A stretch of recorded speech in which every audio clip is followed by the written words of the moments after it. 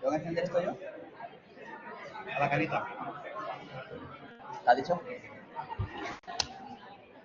¿Quieres? A ver. Buenos días, vamos a empezar la sesión de este miércoles. Esta vez la presenta Antonio Esteros, R4 de Otorrino, y pues vamos a sacar la resolución de Otorrino, así que adelante Antonio, cuando quieras. Buenos días, ¿qué tal a todos? Soy Antonio Ballesteros, el R4 de Torino, y voy a presentar una sesión sobre el cáncer de la lince, un tratamiento multidisciplinar. El cáncer de la lince pertenece al grupo de tumores que conocemos como tumores de cabeza y cuello.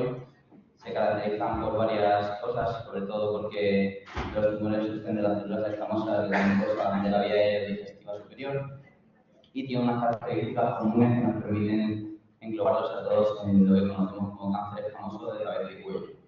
Las características principales que tienen en común son los factores de riesgo tienen la diseminación, que suele tener una diseminación linfática regional y que suelen habitualmente metastasizar en el pulmón. Primero vamos a hacer un repaso rápido de la anatomía de la laringe. Básicamente es un órgano único que se encuentra en línea media y que llega desde la segunda hasta las séptimas vértebras cervicales. Sus funciones principales son, o sus tres funciones son la protección de la deglución, la respiración y la fonación. Cuando todas ellas se cumplen, vamos a decir que tenemos una laringe funcional. Esto va a ser más importante, sobre todo para el tratamiento posteriormente de todo el cáncer de la laringe. Su parte principal es, encontramos la glotis, como vemos aquí en medio. Por encima de ella tenemos la supraglotis y por debajo la subglotis. En cuanto a la epidemiología, tenemos unos datos, los últimos datos que tenemos son de 2022 del Globocam, en el cual hay alrededor de unos 200.000 casos nuevos cada año de cáncer de laringe en el mundo. La región en la que más afecta es Asia, después Europa y se seguiría el Caribe. Dentro de España tenemos unos 2.000 y pico casos nuevos al año y la relación entre hombres y mujeres también tanto en España como en el mundo puede llegar hasta 10 a 1 a favor de los hombres, a favor de las mujeres. La edad media de aparición son los 60 años y lo más frecuente en España es el cáncer de supraglotis. Los principales factores de riesgo, como hemos hablado, son el tabaco y el alcohol, los cuales son independientes entre sí, pero cuando se juntan y se producen juntos, potencian su efecto carcinogénico hasta 1 por 5. El el tabaco suele afectar sobre todo a la parte de la glotis y el alcohol suele afectar sobre todo a la parte de la supraglotis. Como dato curioso, entre comillas, la unión entre tabaco y alcohol es mucho más frecuente en la zona mediterránea que en el resto de regiones del mundo, lo que hace que el cáncer de supraglotis sea más común en estas zonas en comparación con el Reino Unido o Estados Unidos, que es donde más datos tenemos. En el que el cáncer más frecuente es el cáncer de glotis.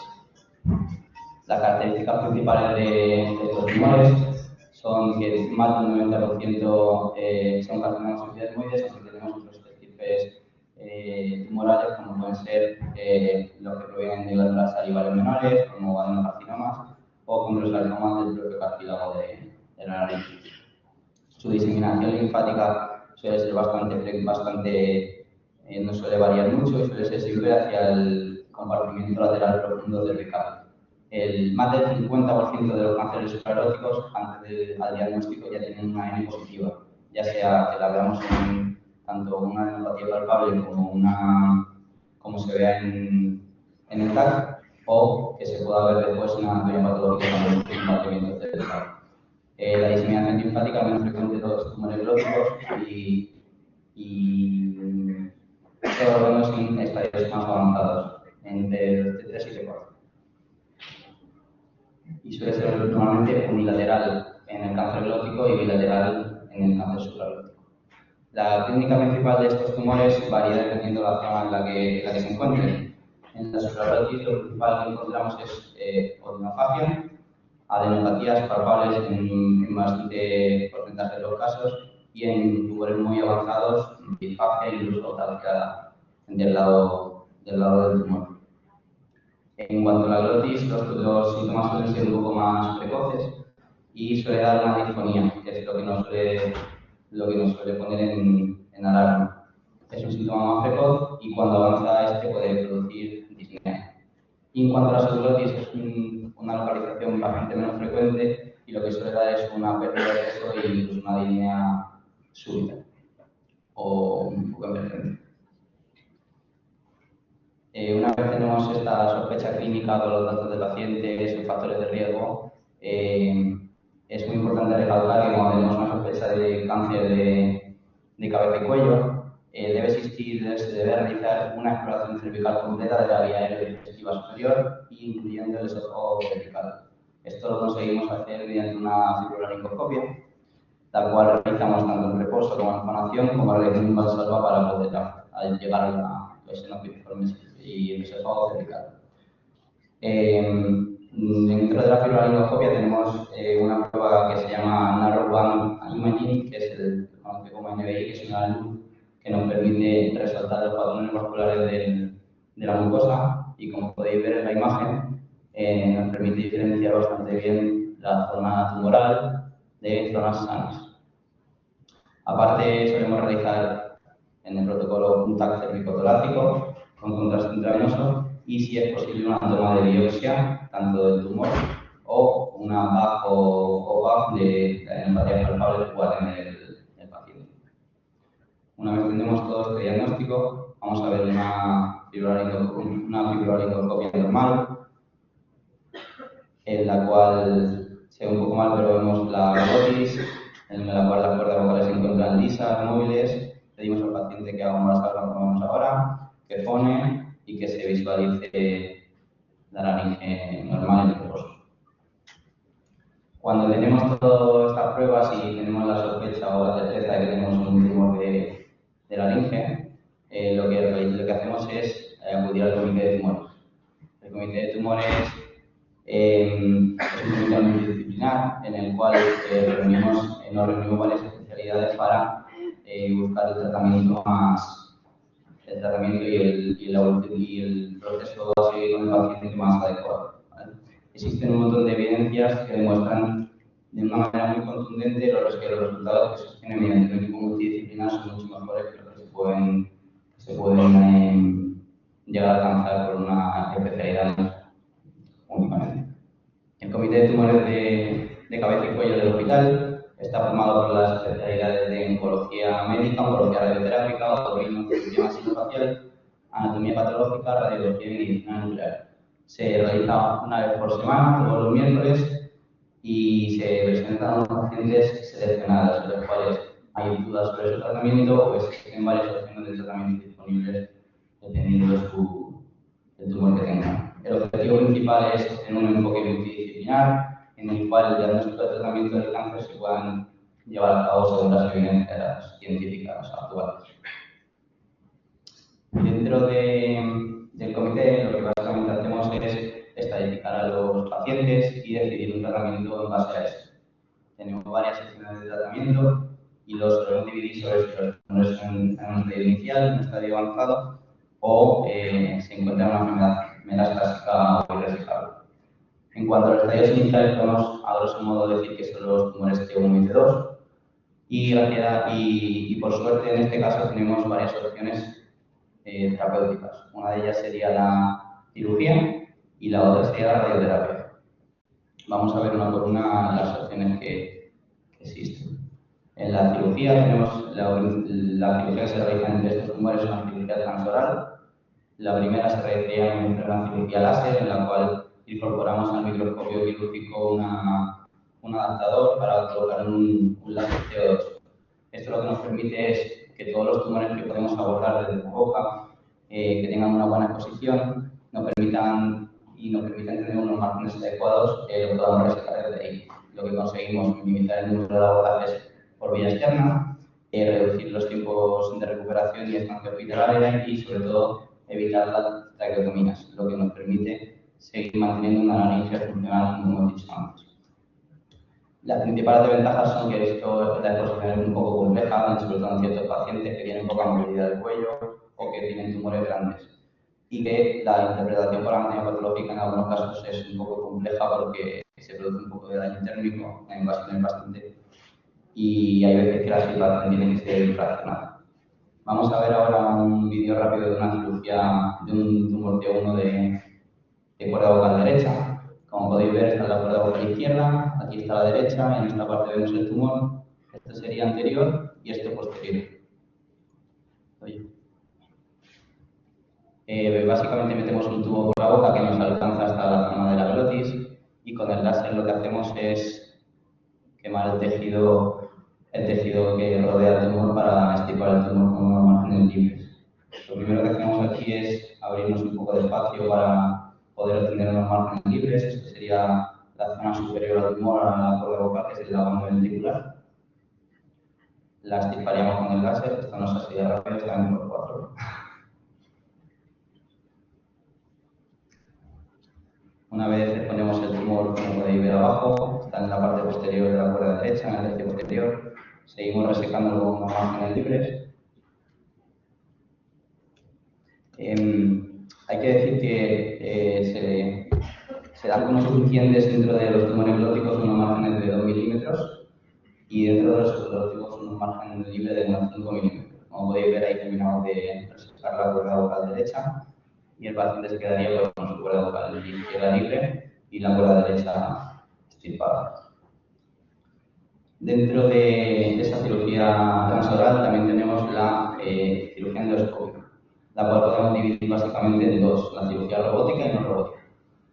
La robótica, como podéis imaginar, se realiza con el robot Da Vinci y sus principales ventajas porque tiene una movilidad de unos 360 grados, puedes acceder a zonas muy complejas y muy difíciles de acceder de otra forma.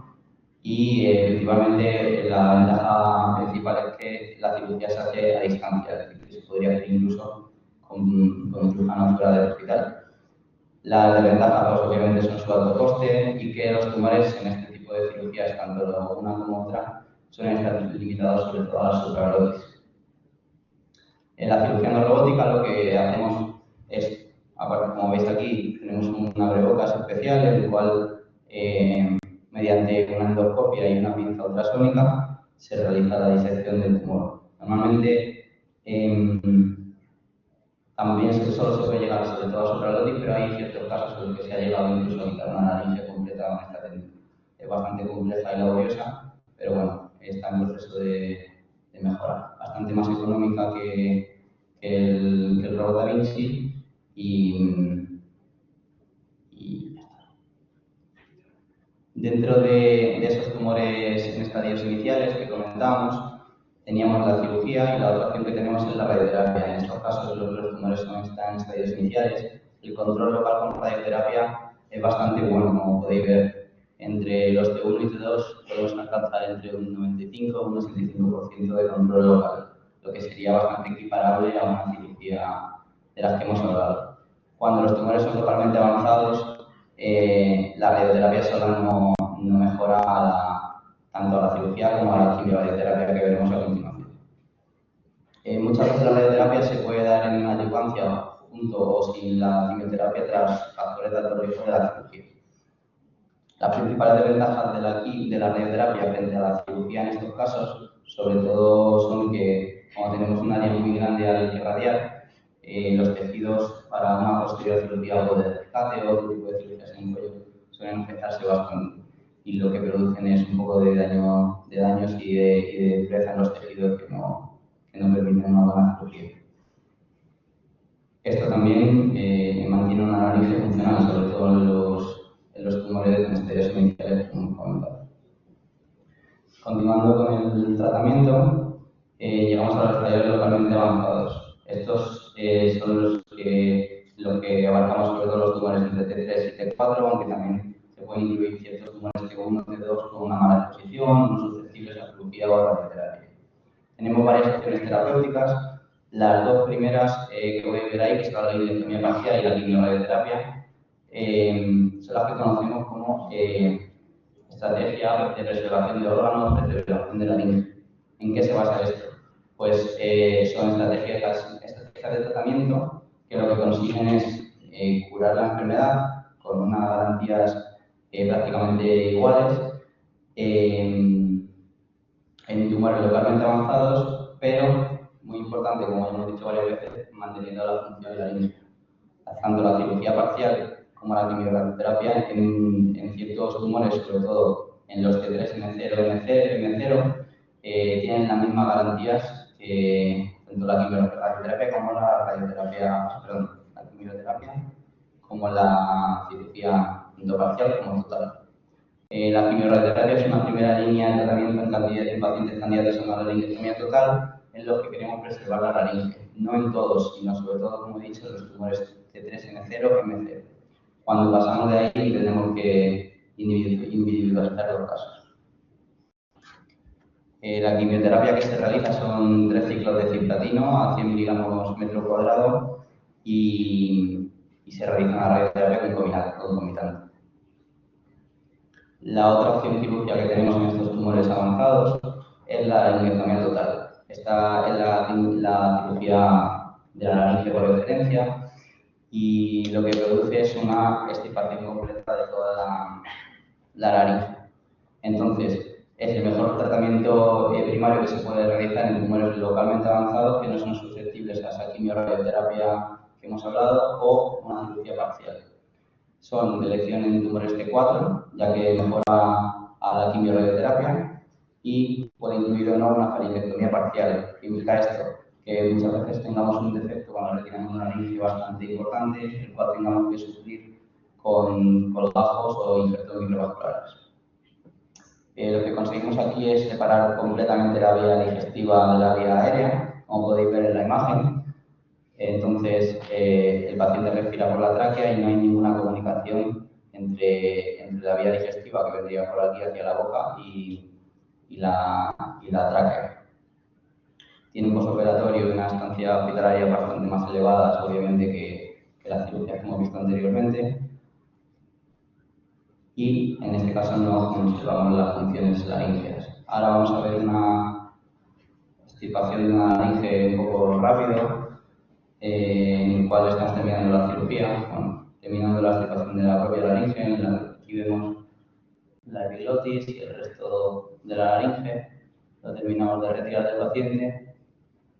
Vemos la pieza completamente extirpada con todos sus músculos y todas sus partes, supraglotis, glotis, subglotis. Y en este caso tenemos que realizar un colgajo pectoral para cerrar el defecto que se produce en el paciente. Es un colgajo pediculado que incluye músculo y piel y lo que hacemos es colocarlo en el hueco que dejamos en la laringe para cubrir esta zona y que no se realicen fístulas.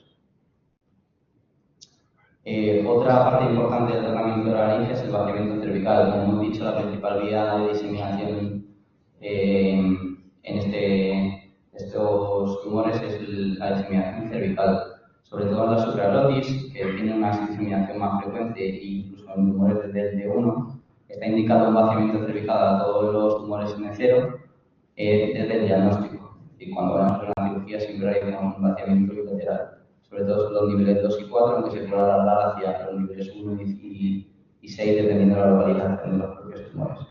En cuanto a la glotis, es una diseminación más lenta hacia ese cuello y encontraríamos la necesidad de realizar un vaciamiento cervical unilateral en los tumores de T3 y T4. En este caso, en los T1 no lo realizamos. Siempre que tenemos una N positiva, ya sea porque hemos pinchado una adenopatía o porque se revela en TAC, siempre hay que hacer un vaciamiento completo del lado que se realiza, o sea, del lado del tumor. Para terminar, no todos son cirugías. Hay ciertos tipos de tumores en los cuales la enfermedad es irresecable o tenemos una enfermedad metastásica en la que no podemos actuar con la cirugía o con la quimioterapia como nos gustaría, y el tratamiento pasa a ser un tratamiento oncológico de quimioterapia primero de inducción y se valora si el paciente ha reaccionado o no a ello y se puede dar una quimioterapia como la que hemos hablado antes. Normalmente los criterios de resecabilidad principales son que que el paciente o sea, que el tumor invada la base del cráneo, que invada vértebras cervicales o músculos profundos del cuello, o preso braquial, mediastino, nasofaringe. Una vez realizado el tratamiento de estos pacientes, tanto uno como otro, ¿qué hacemos? Lo que hacemos es un seguimiento bastante estrecho. Sobre todo, primero, los tratamientos no quirúrgicos, es muy importante el seguimiento porque necesitamos confirmar que tanto la radioterapia como la quimioterapia han funcionado. Se realiza siempre la primera fluoroscopia entre las 4 y 8 semanas y solemos realizar un TAC, un PET-TAC, entre el mes y las 12 semanas de finalización del tratamiento. Todos los pacientes, tanto tratados con quimioterapia como los tratados con cirugía, tienen un seguimiento periódico con fibrolaringoscopias, con pruebas de imágenes, mínimo durante los primeros 5 años, aunque normalmente aquí, como vais a ver ahora, en el hospital hay un seguimiento más a largo plazo. Los 2 primeros años es un seguimiento muy estrecho, mensual o bimensual, y todo esto se debe a que todos los pacientes con un tumor de laringe tienen un riesgo elevado en los próximos 20 años de tener un segundo tumor primario, ya sea en la propia laringe como en otras localizaciones. Aquí en el hospital, dentro de lo que hacemos, lo principal que hacemos respecto a otros sitios, con diferencia a otros sitios, es que tenemos una consulta conjunta con oncología médica. Esta consulta lleva ya unos 10 años en funcionamiento y lo que nos aporta es un mayor control de los pacientes, tanto los oncológicos tratados con quimioterapia como los tratados con cirugía, y nos permiten no perder esos pacientes que se pueden estabilizando con el tiempo. Hacemos un seguimiento anual de por vida de todos estos pacientes, tanto oncología como otorrino, y como dato es la única consulta entre otorrino y oncología médica que se realiza conjunta dentro de España. Como conclusiones generales de la sesión, me gustaría destacar lo que hemos hablado antes, que cuando hay una sospecha de un cáncer escamoso de células, o sea, de la cabeza y del cuello, que tenemos esa clínica que hemos comentado y esa sospecha con esos factores de riesgo, es muy importante realizar una exploración completa de la vía digestiva superior. Pacientes fumadores con una disfonía de más de un mes de evolución, que tengamos una sospecha porque tiene esos factores de riesgo, que estamos con un tratamiento adecuado y no lo conseguimos y no mejoran. Pacientes con adenopatías cervicales de más de un mes de evolución, que tienen una clínica susceptible pues, de dolor de garganta, de disfonía o factores de riesgo que cumplan lo que hemos comentado, son pacientes candidatos a que se realice esa valoración. Luego, la decisión de tratamiento es muy importante que se realice dentro de lo que comentábamos, un comité multidisciplinar, porque es lo que nos permite dividir bien a los pacientes y conseguir un tratamiento óptimo. Y sobre todo, otra cosa que quedar clara es que la cirugía tanto la cirugía como la quimio-radioterapia que buscan la preservación debe mantener la preservación de las funciones laringeas. Y muy importante que sean todas, porque si no, tenemos una laringe que no es funcional y el tratamiento no está resultando correcto y tendríamos que pasar a otras pruebas, a otros tratamientos. Muchas gracias.